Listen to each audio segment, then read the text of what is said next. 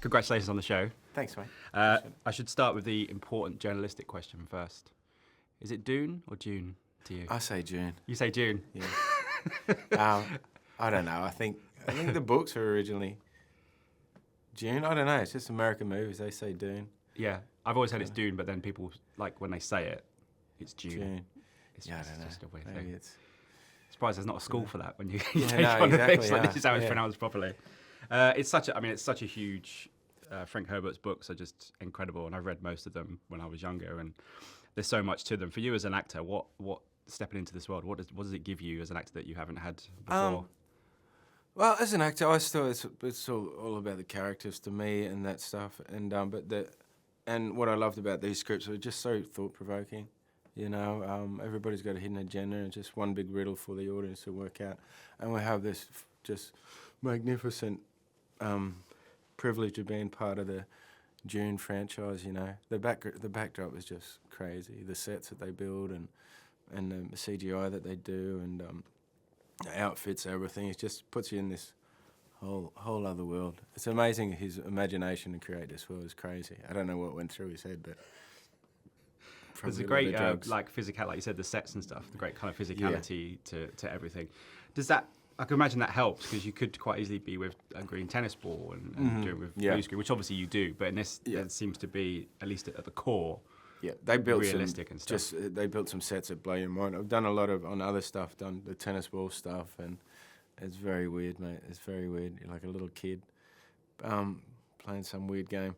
But yeah, they had some sets that we shot in Budapest, and it was just it's crazy what people can do, and the crazy the work and the craftsmanship and the effort and the teamwork that goes in to create a show of this sort of size.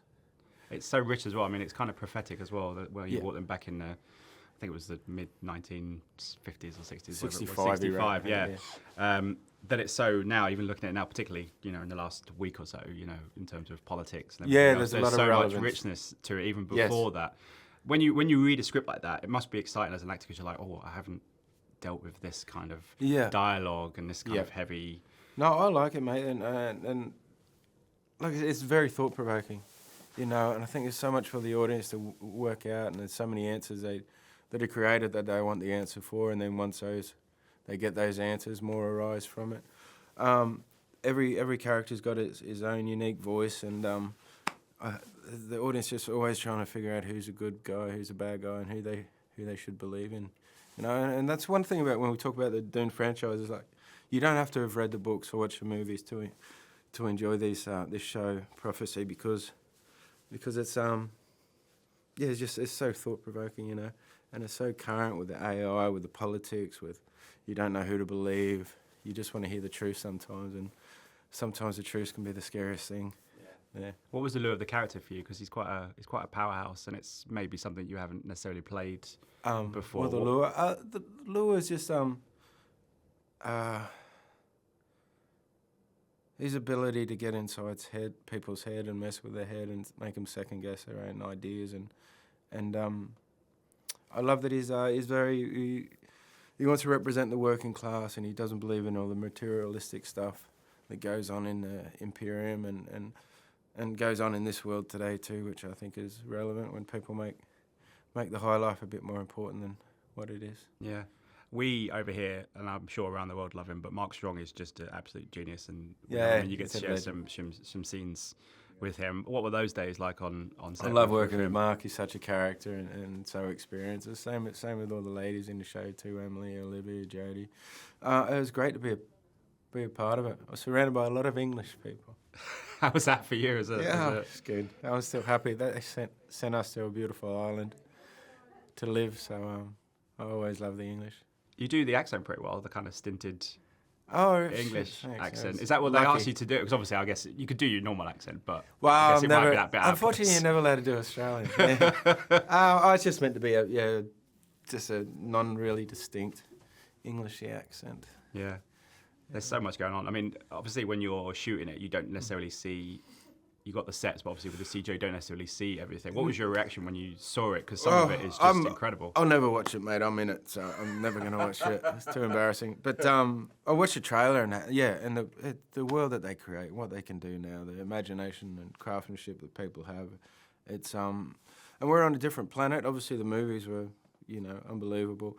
We're on a different planet, so it's something new for the audience to see, and hopefully we complement the films and the books very well, But yeah, it blows your mind what they can do. It's just, but people, actors always say, but it's like an escapism for the audience to get to dive into this world that they've never seen before. Yeah, is this your kind of science fiction in terms of what it is? Because obviously, are you someone that's into more dystopian stuff or robots or? I've never been much of a science fiction person, to be honest. I watched a bit as a kid, but I don't know. I just don't watch as much TV as I used to. Doctor Who, the Jetsons. This is the Jetsons. That's Jetsons on crack. That's what this is. Yeah. And obviously you did something like Warcraft, which is you did, like you said before, about the tennis ball and stuff like that. It was a huge movie that you did physically, but also a lot of the things. Yeah, so much CGI in that. Did you? What's the comparison between the two? Was this one a bit easier in terms of that, or what's the comparison? Oh no, this one's much easier, and I think the story was the story intrigued me a lot more in this one.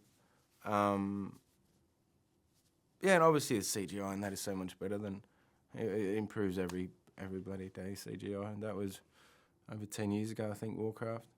So the stuff that they can do now and the sets that they've actually built, they use 3D printers and all that stuff now. It just blows your mind. It's such a epic show, but at the same time so intimate, and the camera picks up on there's little details on everything, whether it be on the costumes or on parts of the building, that there's not one thing when you walk on and you see, this is like a acting. This is like a cheap set or anything. There's not one bit. Everything looks like it's just was finished and beautiful, Have you seen the Denis Villeneuve's movies, the Dune movies? No, I haven't watched them fully. So I watched some on a plane a little bit.